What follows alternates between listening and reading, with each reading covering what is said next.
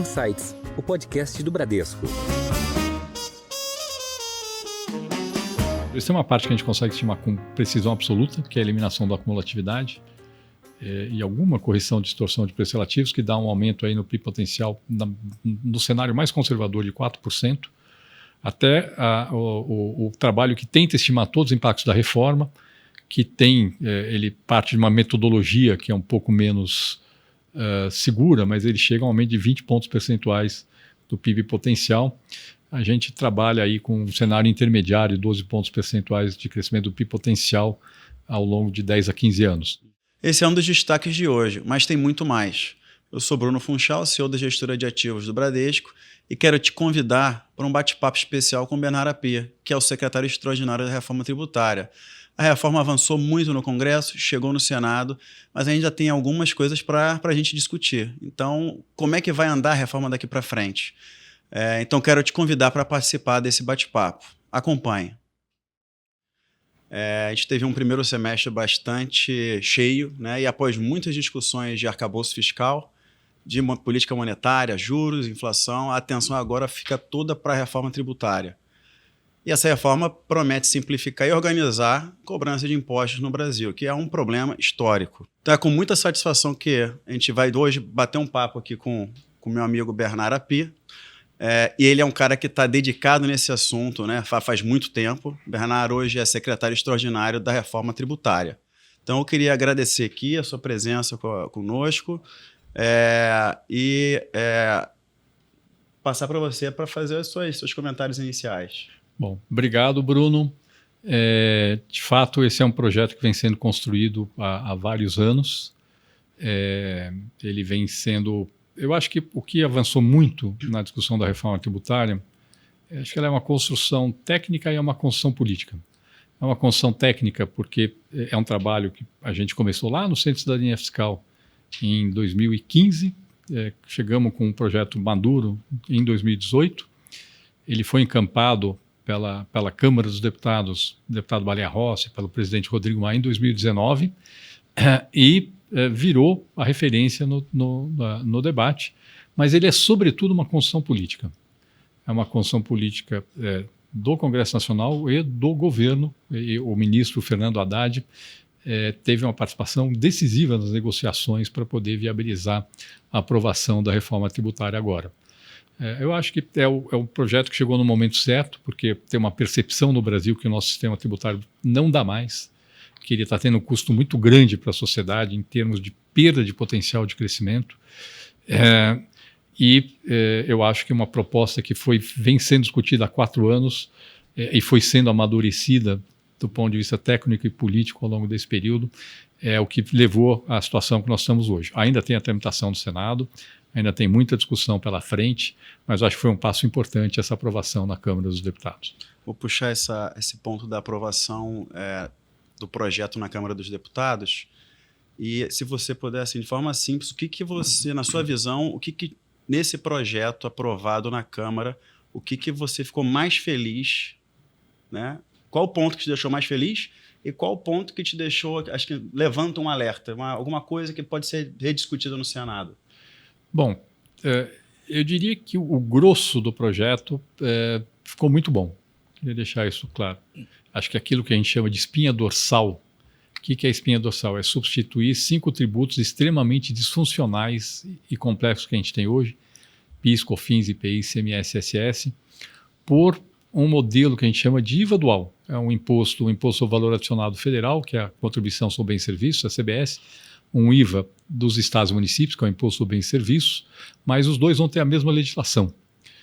Então, no fundo, é um só. Vão ser 2 cobranças, mas um único imposto, que tem todas as características de um bom IVA. Uma base ampla de incidência, com bens, serviços, intangíveis, não cumulatividade plena, isso é muito importante. Ele é cobrado no destino, e mais, na parte do imposto sobre bens e serviços dos estados e municípios, ele tem um sistema de cobrança de gestão compartilhada entre os estados e municípios e é uma arrecadação centralizada que vai facilitar enormemente a vida para os contribuintes.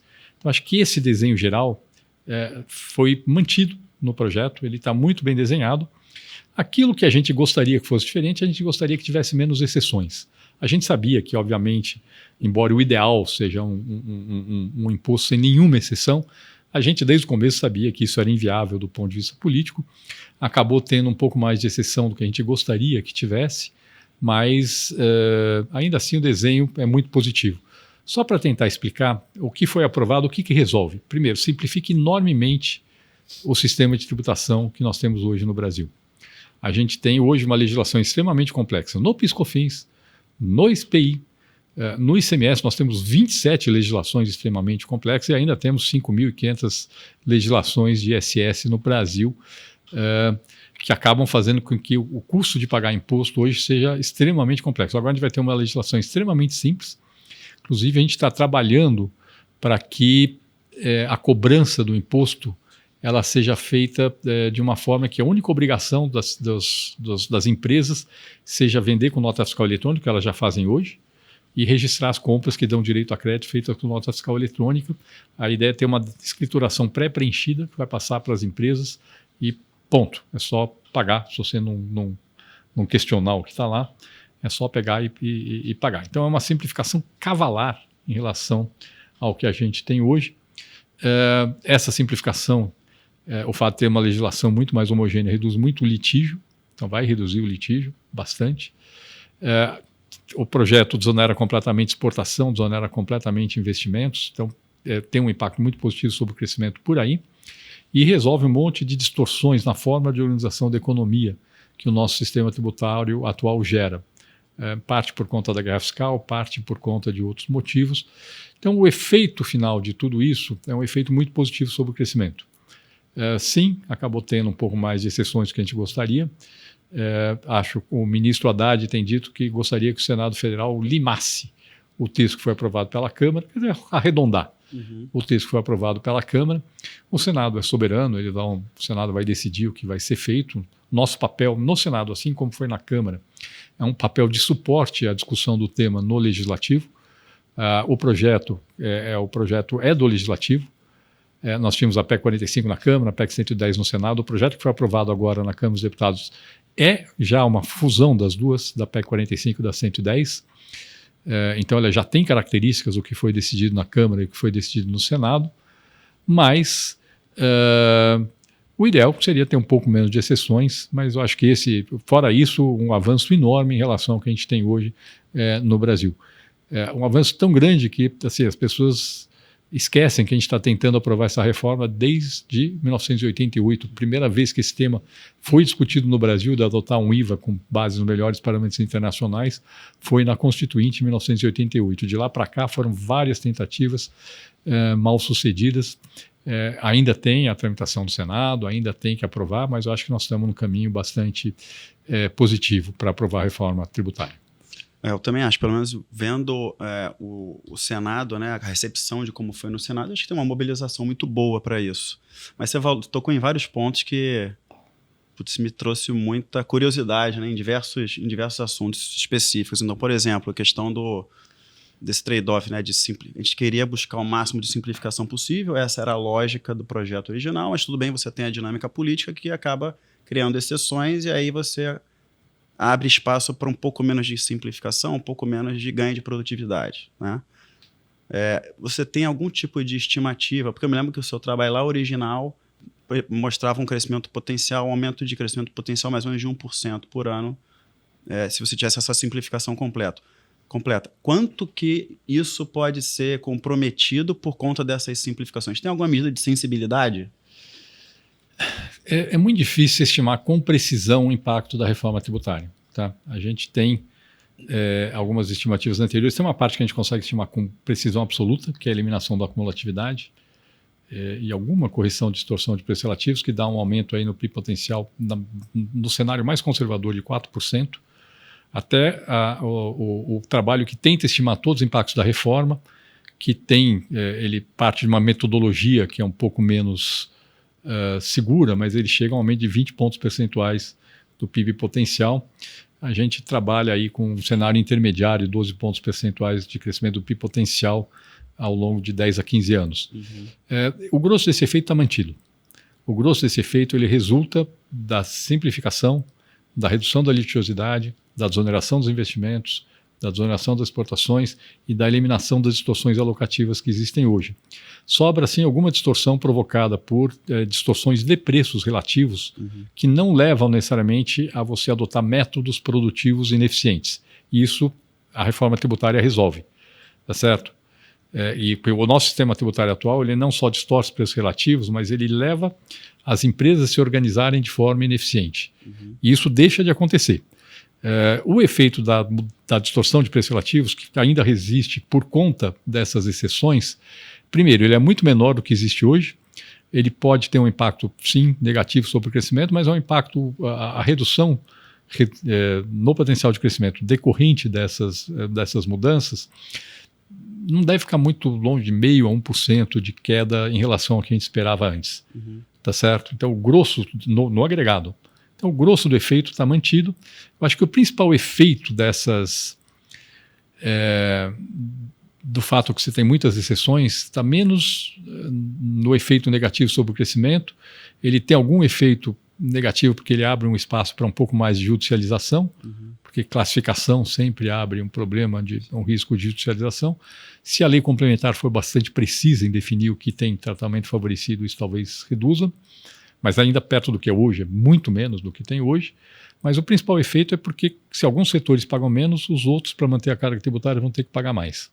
Então, acho que o efeito mais relevante dessas exceções que foram colocadas é menos sobre o impacto que tem sobre o crescimento e mais sobre o fato de que você vai precisar de uma alíquota modal um pouco mais elevada para poder compensar as muitas exceções que foram feitas. Eu acho que esse é um tema que vai ser discutido no Senado Federal. Você falou da simplificação e, de fato, assim, a gente tem experiência, né, com modelos de tributação no Brasil e nos estados particularmente. Então, acho que um exemplo interessante é quando você falou as legislações de ICMS. Cada estado você tem seu próprio regulamento do ICMS. E você tem, é muito comum regulamentos de ICMS passarem de 1.000, 2.000 páginas. Então, você imagina uma empresa operando no Brasil todo, com 27 estados, com 2.000 páginas para estudar, para o contador e para o advogado entender, em cada estado, né? Sendo que a gente tem, em média, isso aí eu fiz essa conta, 200 mudanças tributárias todo ano pelo CONFAS. Então, é uma complexidade dinâmica, né, que a gente tem no Brasil, que, em tese, com essa aprovação, né, desse projeto, isso aí vai acabar, né? Exatamente esse é o ponto. Quando você leva para o destino, você ajuda a acabar com essa guerra fiscal e você vai ter essa uniformização, uma redução grande de simplificação, né? Isso sim, é verdade. Não é só que a gente tem 1.000 páginas em cada regulamento de ICMS. É que você tem 1.000 páginas com uma série de conceitos, às vezes, que não são totalmente claros e que dão margem a litígio. E que realmente muda muito. Recentemente, o vice-presidente Alckmin teve numa empresa. Nessa única empresa, em um único ano, ela teve que ajustar o sistema dela de apuração de tributos para refletir a mudança de 1.300 normas em um ano.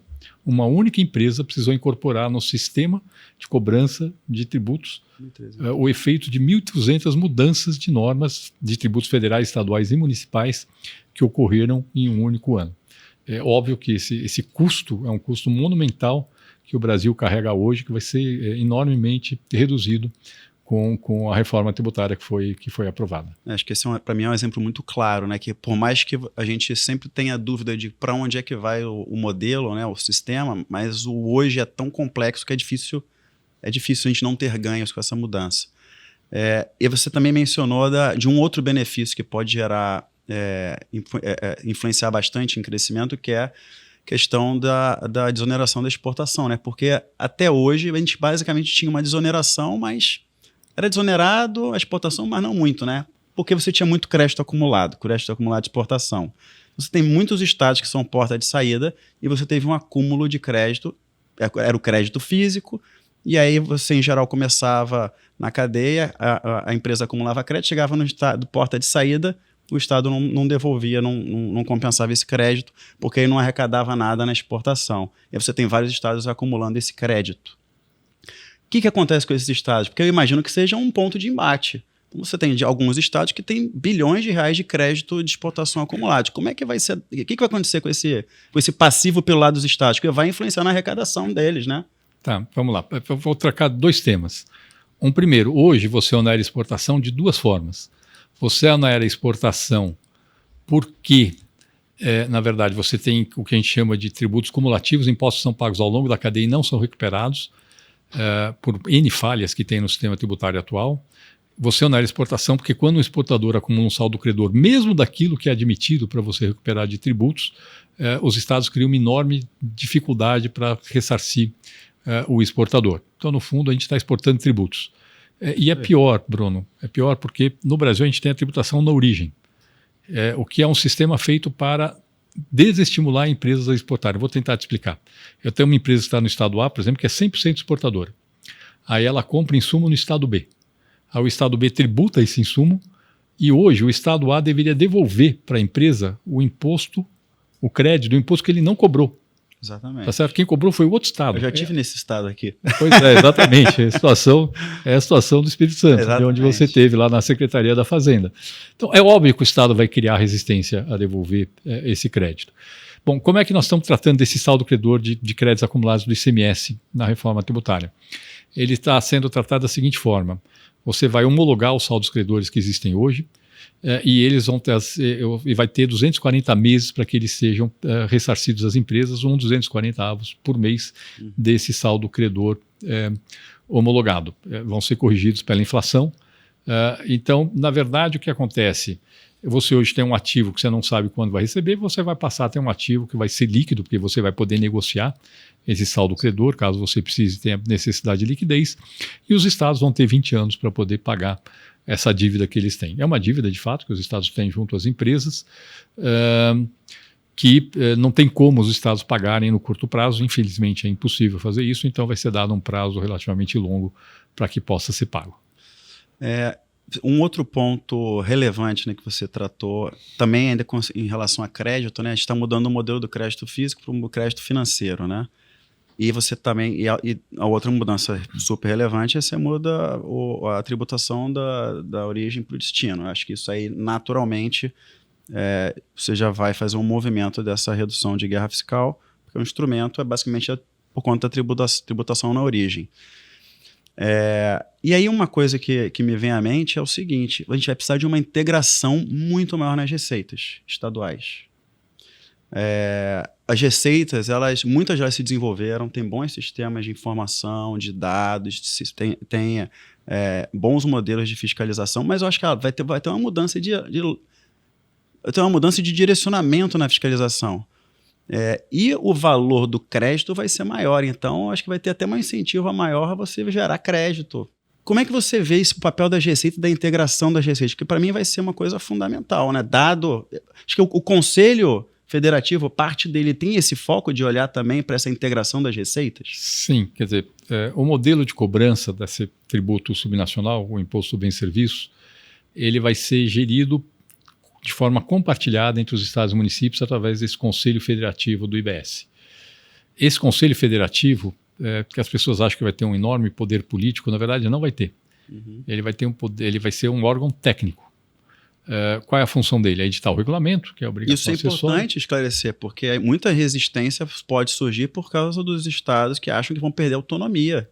Isso, mas na verdade não. Ele é um órgão técnico, não é um órgão... Às vezes fala, vai ser um órgão super poderoso. Não, não vai. Ele é um órgão que vai editar o regulamento, interpretar a legislação, que é necessário, e como é um imposto nacional, é importante que seja uma única interpretação, porque se cada estado interpretasse de um jeito e cada município interpretasse de um jeito, você poderia ter dezenas, centenas de interpretações da mesma norma que daqui a 20 anos o STJ vai decidir o que vale. Então, para dar segurança jurídica, é uma interpretação só, e ele vai gerir o sistema de arrecadação. Mas o sistema de arrecadação é um algoritmo. A ideia, inclusive, é que a lei complementar tenha fórmula. Não tenha, e aí você vai implementar o algoritmo em cima dessa fórmula e ele vai implementar isso na hora de distribuir a arrecadação. Agora, você tem razão, o modelo garante o ressarcimento, esse modelo garante o ressarcimento de crédito, por exemplo, para um exportador, porque quem vai devolver o saldo credor acumulado é o Conselho Federativo e não cada estado, e, portanto, você não está dependendo de cada estado tirar do seu caixa o dinheiro para ressarcir o exportador. Isso vai exigir, sim, uma boa fiscalização. O sistema todo, porque a gente vai ter uma base de dados muito grande dentro do Conselho Federativo. A ideia é usar a inteligência artificial para identificar qualquer padrão de desvio ou, por exemplo, de formação de créditos frios que existem hoje, mas, sobretudo, o modelo a emenda constitucional já prevê um modelo que eu acredito que vai ser implementado, já está se discutindo tecnicamente, que é um modelo que a gente chama de split payment, que é o quê? É você cobrar o imposto no momento da liquidação, do pagamento da operação. E aí, o próprio instrumento de pagamento, pode ser um boleto, pode ser uma TED, o Pix, cartão de crédito, ele já separa qual é a parcela do valor líquido de imposto que pertence ao vendedor, qual é a parcela do imposto recolhe automaticamente para o Conselho Federativo. Se tem um sistema de compensação de ressarcimento de crédito em tempo real, vinculado a esse sistema, e esse sistema simplesmente impede de você ter nota fria. Não tem nota fria, só tem crédito se você tiver pago o imposto através desse sistema de split payment. Aí fala, não, eu quero pagar meu fornecedor em dinheiro. Aí, neste caso, você pode pagar em dinheiro, mas você só vai ter o crédito quando ele pagar o imposto. Quer dizer, obviamente, se alguém paga o fornecedor em dinheiro, você tem alguma dúvida aí de se ele está fazendo algo, se ele está com boas intenções, e aí você fala, ok, você vai ter direito ao crédito, quando o seu fornecedor pagar um imposto, você vai ter direito ao seu crédito. Se você pagou por algum instrumento bancário ou eletrônico, o imposto seria cobrado imediatamente, e esse risco que você está vendo, ele deixa de existir. E já tem um grupo de trabalho pensando no modelo operacional e já está incluindo dentro do modelo operacional esse sistema de split payment como um dos elementos do novo tributo. Legal, interessante, isso, legal. Falando também de um pouco mais da questão federativa, né? Então, acho que um ponto relevante, além da simplificação, é a questão da mudança da tributação da origem para o destino. E aí você ataca a questão da guerra fiscal. E a guerra fiscal, por mais que a gente entenda a posição de cada estado em usar isso como instrumento para trazer uma empresa, algum negócio para o seu próprio, né, para o seu desenvolvimento regional, para o seu próprio desenvolvimento, no equilíbrio para a economia brasileira é muito ruim, a gente sabe disso.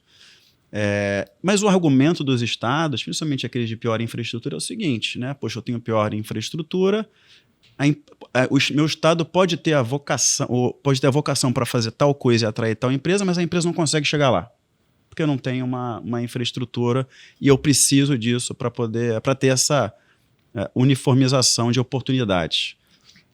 E aí você tem, acho que a discussão hoje é do fundo. Como é que a gente faria isso? O próprio Fundo de Desenvolvimento Regional. Como é que você vê essa discussão, né? Para onde é que caminha a discussão desse rateio do Fundo de Desenvolvimento Regional? Porque para mim parece o mais lógico vai ser um fundo para você gerar investimentos em infraestrutura para uniformizar essas oportunidades para os estados. Ou seja, você diminui os custos de transação de uma empresa operar num estado que ela gostaria de operar. Se você tem um custo de transação muito alto, você vai acabar canalizando para os estados que pode não fazer sentido, mas acaba ficando barato para se localizar lá. Você acha que vai nessa direção a discussão do fundo? Como é que você acha que vai acontecer? A ideia do Fundo de Desenvolvimento Regional é exatamente essa. O que acontece hoje é que os estados fazem políticas de desenvolvimento via benefícios fiscais, que é um sistema extremamente ineficiente de fazer política de desenvolvimento. Essa que é a verdade. Até porque muitas vezes o estado tenta atrair uma empresa que não tem vocação para ir para o estado. E aí impacta em produtividade da economia. Impacta em produtividade. E o que acontece é assim, o estado A dá um benefício para roubar uma empresa que por vocação iria para o estado B, e o estado B dá um benefício para roubar uma empresa que por vocação iria para o estado A. Então acaba ficando com ninguém ganha nada e a economia perde em termos de produtividade. É isso que acontece hoje no Brasil. O Fundo de Desenvolvimento Regional, a própria PEC define no que ele pode ser aplicado. Ele pode ser aplicado em investimento em infraestrutura, ele pode ser aplicado sim em fomento a atividades produtivas, subvenções a empresas, e ele pode ser aplicado em inovação, desenvolvimento e tecnologia. São essas as áreas em que ele pode ser aplicado. Eu acho que os estados que utilizarem melhor os recursos do Fundo de Desenvolvimento Regional vão ser aqueles que vão ter melhor efeito em termos do seu desenvolvimento de longo prazo. Como os recursos vão ser transferidos para os estados e os estados vão definir qual é a política que eles querem dar, eu acho que vai depender muito de como os estados vão alocar esses recursos. Agora, a minha percepção é que eles vão entender que muitas vezes é melhor investir em infraestrutura, por exemplo, do que ficar dando uma subvenção para uma empresa. Quando se você investir na infraestrutura agora, você está criando condições para atrair muitas empresas no futuro, em vez de atrair uma única empresa no curto prazo. Mas cada estado vai ter autonomia para poder gerir os recursos do Fundo de Desenvolvimento Regional como ele ele melhor entender. O montante de recursos é alto, queria deixar isso claro. A União se dispôs a colocar, é um valor que é crescente ao longo do tempo, mas que chega a 40 bilhões de reais por ano, corrigido pela inflação, é um valor alto, que está sendo alocado no Fundo de Desenvolvimento Regional. A preço de hoje, nós estamos falando aí 0,4% do PIB, vai ser distribuído, obviamente, para os estados com menor grau de desenvolvimento, mas todos os estados, em princípio, vão ser beneficiados pelo Fundo de Desenvolvimento Regional, e vai ser um instrumento, acredito eu, bem mais eficiente que os benefícios fiscais, se eles forem bem utilizados. Aliás, a própria literatura indica isso, tá? A própria literatura indica que políticas de desenvolvimento feita com base em investimento em infraestrutura, em redução de custos, em inovação, etc. e tal, é a política que tem mais efeito no longo prazo. Talvez pudesse entrar, que não entrou, é qualificação de mão de obra. Uhum. A única questão aqui é tomar cuidado para isso não virar despesa de custeio, olhar um pouco cuidado, mas qualificação de mão de obra é importante também para o desenvolvimento das regiões menos desenvolvidas do país. Sem dúvida. Alguns pontos sempre são sensíveis, né, na discussão tributária. Um deles é a Zona Franca, né? A Zona Franca é sempre um ponto relevante em qualquer discussão tributária, até no CONFAS mesmo, né? Qualquer tipo de mudança, esse tema acabava chamando bastante atenção. Como é que você acha que a questão do fundo, olhando para a Zona Franca, é suficiente, resolve? Como é que você vê essa discussão agora no Senado? Não, a Zona Franca ela tem um tratamento específico dentro da emenda constitucional. Ela já tem hoje um tratamento específico, quer dizer, tem benefício para a Zona Franca que não existe em nenhuma outra parte do país. Ela tem um tratamento específico na PEC. E, na verdade, isso não é uma decisão nossa, toda a discussão sempre passou por aí. Quando os estados propuseram uma proposta de emenda constitucional dos estados para a reforma tributária, parte da qual foi considerada no desenho que foi aprovado agora, eles propunham já ter um tratamento diferenciado para a Zona Franca de Manaus. O que a PEC diz é que os benefícios no âmbito dos novos tributos vão garantir a competitividade que existe atualmente na Zona Franca de Manaus. A novidade é que está sendo criado um fundo para o desenvolvimento de novas alternativas de desenvolvimento para a região, e a PEC abre a possibilidade de que, com o acordo do governo do Amazonas, possa ser aportado mais recursos para esse fundo em troca da redução do modelo, dos benefícios do modelo atual. Vai ter que ter acordo com o governo do Amazonas, ou seja, se de fato tiver uma nova forma de desenvolvimento que esteja funcionando na região, abre-se a possibilidade de que esse modelo vá muito lentamente migrando para um novo modelo. Entendi. É uma solução interessante para o modelo que a gente vê hoje, né, em relação a incentivo na Zona Franca. Um outro ponto também fundamental que foi bastante discutido é o fundo dos benefícios tributários. Em 2017, a gente fez uma discussão grande no Congresso, foi aprovada a Lei Complementar 160, que é aquela que já tentava trazer uma lógica de redução gradual dos benefícios tributários, acabando em 2032. No limite, o setor da indústria poderia ficar até 2032, e você lembra que até na discussão a proposta original tinha uma redução gradual, um phase-out, né, dos benefícios, e morria em 2032. Acabou que a lei complementar foi aprovada, acabando com os benefícios em 2032. E aí os estados, e eu lembro que na época todo mundo, vamos nos planejar para as concessões dos benefícios vigorarem até 2032. Essa é a lógica por trás desse fundo, o que as empresas que hoje estão nos estados, que receberam benefício e fizeram investimento, elas têm esse horizonte de benefício até 2032. Esse fundo do benefício tributário é para compensar essas empresas? Como é que funciona? Isso, eu vou tentar explicar. Na verdade, tem dois fundos, os dois são financiados com recursos da União, que começam, no agregado, os recursos da União começam em 8 bilhões de reais em 2025, vão crescendo 8 bilhões de reais ao ano até chegar em 40 bilhões em 2029. O recurso todo aportado de 2020 a 2028, que chega a 32 bilhões de reais. Aí, de novo, 32 bilhões de reais em 2029, caindo 8 bilhões de reais ao ano até 2032. Esses recursos vão para um fundo de convalidação de benefícios, fundo de compensação de benefícios fiscais convalidados. Por que ele foi criado, esse fundo? Porque tem, na verdade, é isso que você colocou, Bruno, tem a Lei Complementar 160, ela convalidou e legalizou benefícios que até 2017 eram ilegais, embora existissem, vamos ser bem claros, eles existiam, sempre existiram, mas eles eram ilegais, eles foram legalizados, convalidados e foram até 2032. Aliás, à época, a ideia, quando foi aprovada a Lei Complementar 160, a ideia era de vir junto com uma redução das alíquotas interestaduais do ICMS. Infelizmente, ela foi votada numa época que o governo estava muito fraco, foi logo depois daquele evento lá da JBS com o Temer, e acabou só passando a parte da convalidação e não a parte da redução da alíquota interestadual, que tiraria a força dos benefícios fiscais. Bom, o que acontece é que se você reduzir, tem uma avaliação de que existe um risco jurídico de você, via redução da alíquota do ICMS, que faz parte da transição, você reduzir a força dos benefícios fiscais, e tem uma avaliação que existe um risco jurídico de as empresas que fizeram investimentos por prazo certo, sob condição, elas entrarem na justiça dizendo, olha, eu tinha um investimento, um acordo feito com o poder público que está sendo descumprido, eu fiz a minha parte, o poder público não está fazendo a parte dele, que é me dar o benefício até 2032, e que por isso elas poderiam entrar na justiça, isso poderia criar eventualmente um passivo fiscal bastante relevante, e por conta disso foi, por um lado, criado o fundo de compensação dos benefícios, para dar segurança para as empresas que vão perder força dos benefícios, que vão ter compensação. Mas outra consequência disso é que a transição do ICMS e do ISS, porque eles têm que ser juntos, começa um pouco mais tarde, em 2029, e vai de forma mais lenta, 10% ao ano de redução de alíquota até 2032, aí em 2033 você vira a chave. Mas o objetivo é isso. Na verdade, assim, a gente está fazendo toda a reforma tributária com um foco muito grande de ter o máximo possível de segurança jurídica. A gente não quer fazer uma reforma que crie insegurança jurídica. E desse ponto de vista, esse mecanismo é um mecanismo para dar segurança jurídica para as empresas, para reduzir o risco de judicialização, que certamente aconteceria se não tivesse esse mecanismo. O ideal, na verdade, seria fazer a transição mais rápido, mais cedo, mas como tem um risco muito grande de judicialização e um passivo fiscal que poderia ser relevante, optou-se por fazer esse desenho. Eu acho que faz todo sentido, sim, até porque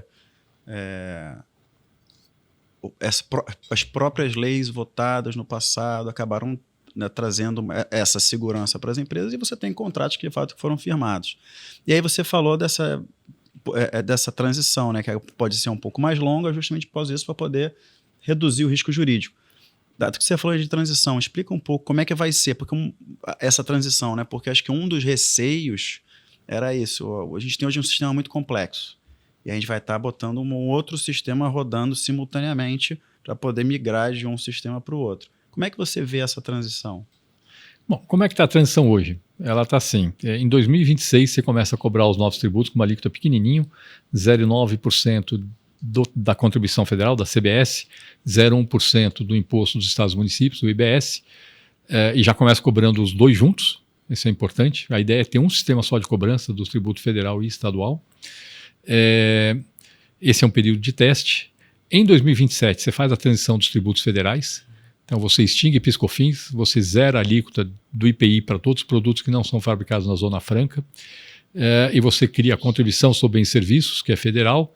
Você cria o imposto seletivo, que é regulatório, fumo, bebida alcoólica, mantendo a carga tributária.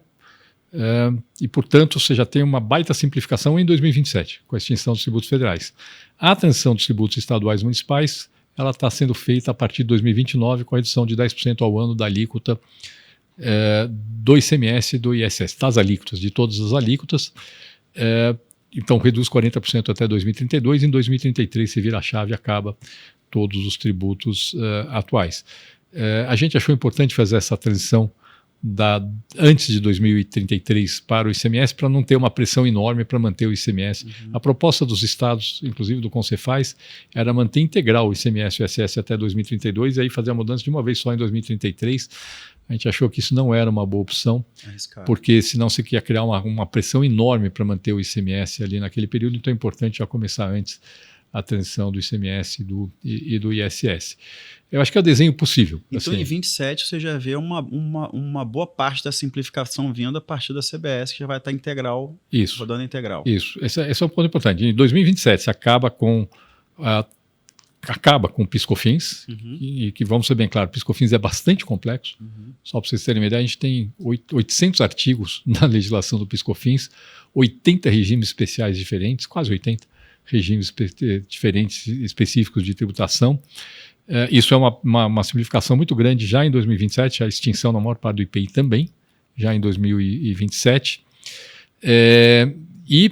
O que é importante é que, na verdade, os novos tributos não vão gerar complexidade para as empresas. Todo o sistema operacional está sendo montado para que quem já emite o documento fiscal hoje, durante toda a transição, continue emitindo o mesmo documento fiscal.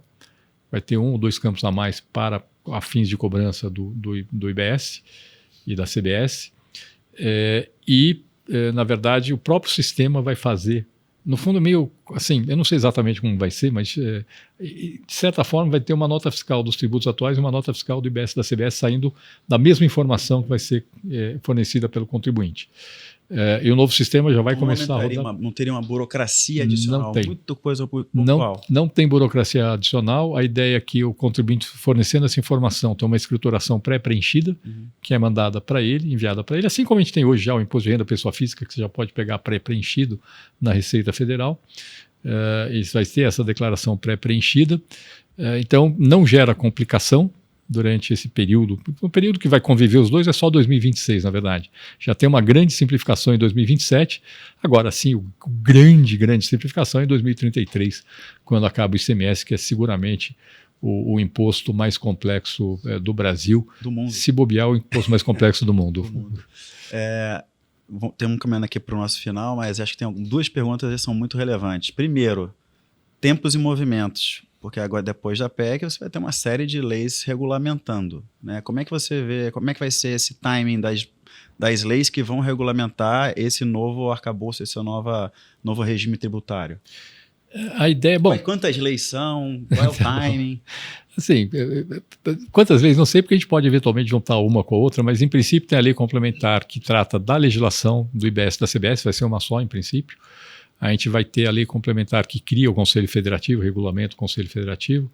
Tem uma lei complementar que trata do Fundo de Desenvolvimento Regional. Tem uma questão da transição dos créditos acumulados de ICMS, aquele que você perguntou antes. Em princípio, são essas 4 leis. Pode ser que você junte algumas. A gente não tem definido a data, mas a gente está trabalhando com a ideia de mandar para o Congresso Nacional na abertura da sessão legislativa do ano que vem, começo de fevereiro de 2024. Só que a gente não quer fazer isso só o governo federal, não. A gente quer construir essas leis complementares junto com os estados e municípios. A gente está falando de tributos federais, estaduais e municipais. A ideia é construir isso junto, o projeto de lei complementar, já junto União, estados e municípios. E os estados vão ter que passar leis locais também nas assembleias?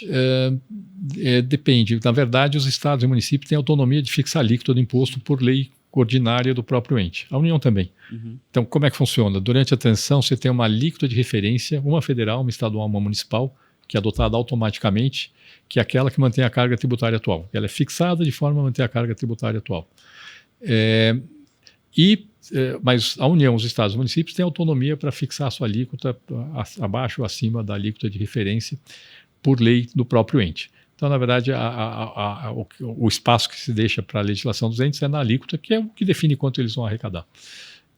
E aí vai depender, se quiserem mudar, se não quiserem fazer nada, vale a alíquota de referência.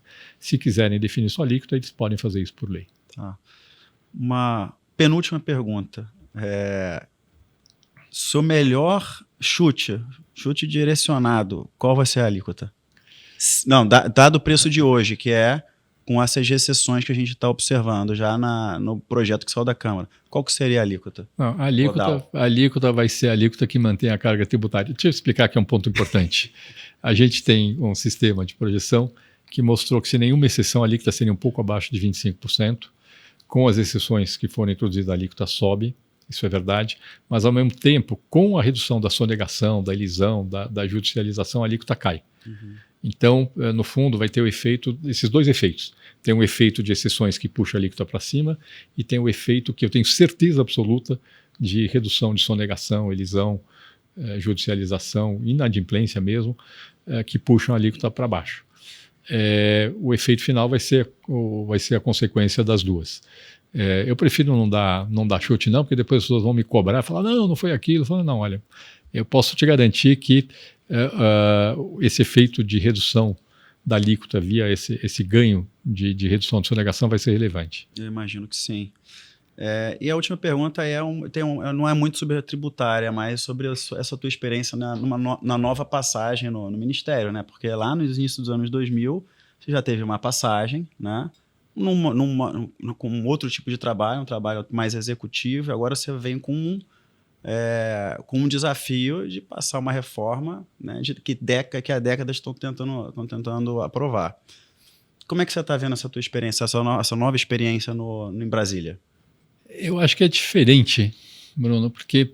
Foi com uma missão clara. Eu fui com uma missão clara e mais, eu fui com uma boa ideia do que precisava ser feito.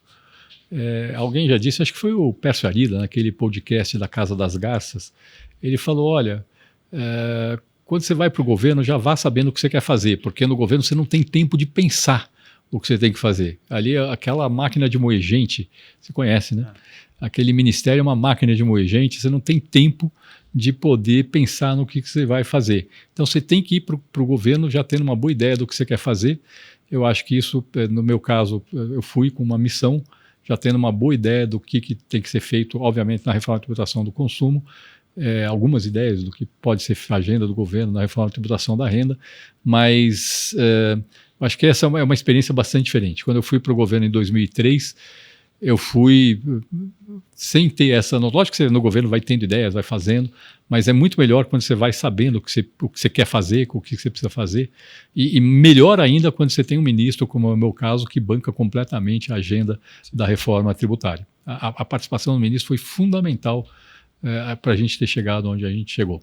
As pessoas acham que não, mas a negociação política, a minha parte é a parte técnica, ou a negociação facinha, assim. A negociação política complicada foi o ministro que entrou. Muito bom ouvir isso.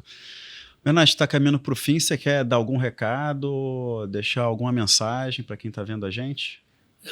A mensagem que eu quero dar é que a reforma tributária é uma situação de ganha-ganha. É importante a gente entender isso. Às vezes a gente vê preocupações setoriais, mas o fato é o seguinte, todos os estudos disponíveis mostram que todos os setores da economia são beneficiados pela reforma tributária. Os estudos que olham no agregado.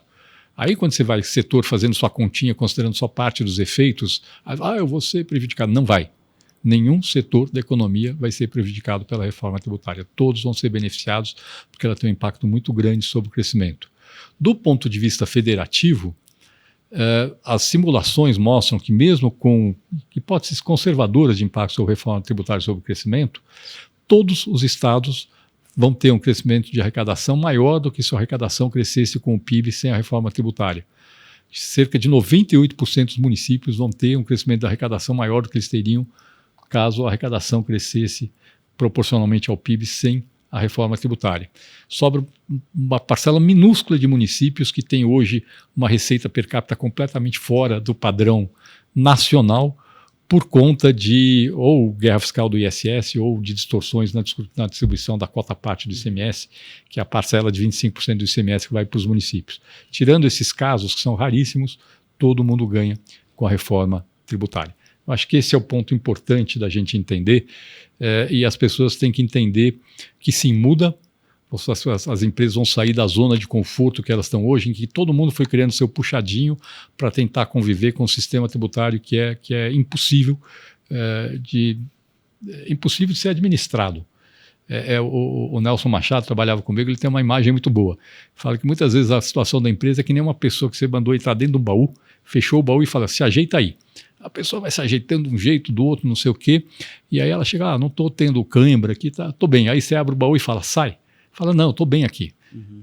Ainda tem algumas empresas no Brasil, poucas, graças a Deus, cada vez mais as empresas, os agentes econômicos estão entendendo que nós estamos abrindo o baú e que a situação vai ser muito melhor do que a situação atual, mas ainda tem alguns que se adaptaram do jeito que deu nesse sistema horroroso que a gente tem hoje, e que acham que isso ainda é melhor do que um sistema sem nenhuma distorção, que é o sistema que está sendo criado pela reforma tributária. Acho que esse é o recado principal, Bruno. Muito obrigado aqui pela possibilidade abrir o baú. Desse debate. Vamos abrir o baú. Muito bem. O Insight está nas principais plataformas de áudio e no Instagram, no perfil podcast.insights. Siga a gente e fique por dentro das gravações dos bastidores e muito mais.